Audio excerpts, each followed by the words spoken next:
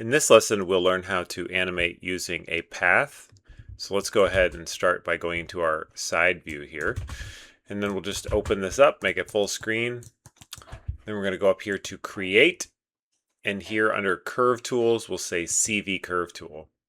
And the way you create this curve is just by clicking. And you'll see that I'm just clicking and creating a curve using these points, and then if you hit enter, it closes the curve. Now, if this curve is not smooth enough for you, you can rebuild it to be smoother.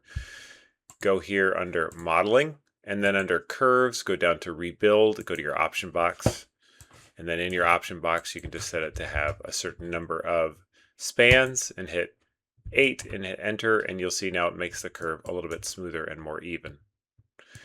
Next thing I'm going to do is I'm going to create a polygon primitives cone.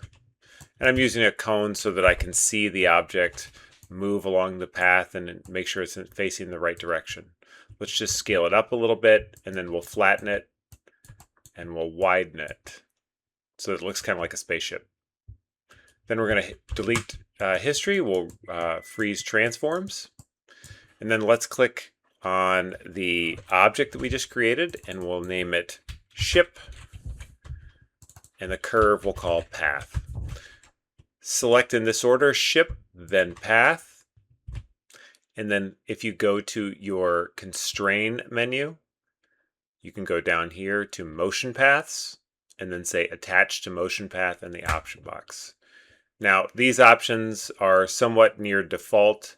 There might be a change in the front axis and the up axis. I'm just going to change the front axis to be Z. I'm going to make sure that follow is checked on. Follow allows the object to face down the path when it's aligned correctly.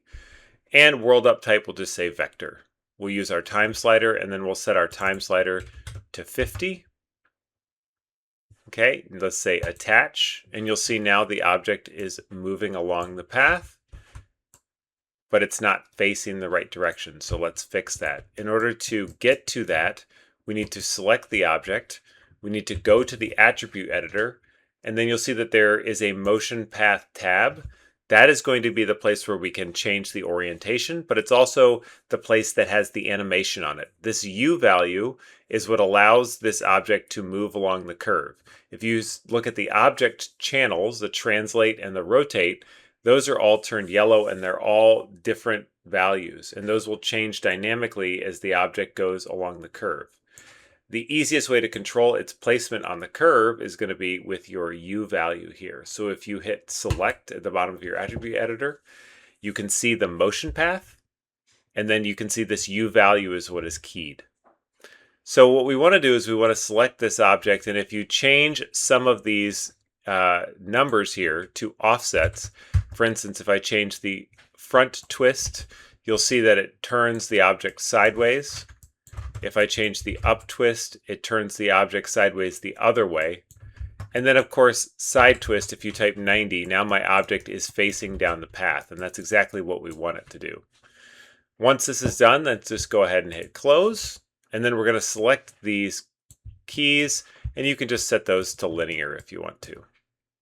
So now, over the course of 50 frames, the object moves along the path. Now let's say that we want the object to slow down here in the middle. Let's go back into our attribute editor and select our motion path, hit select. You can close that down.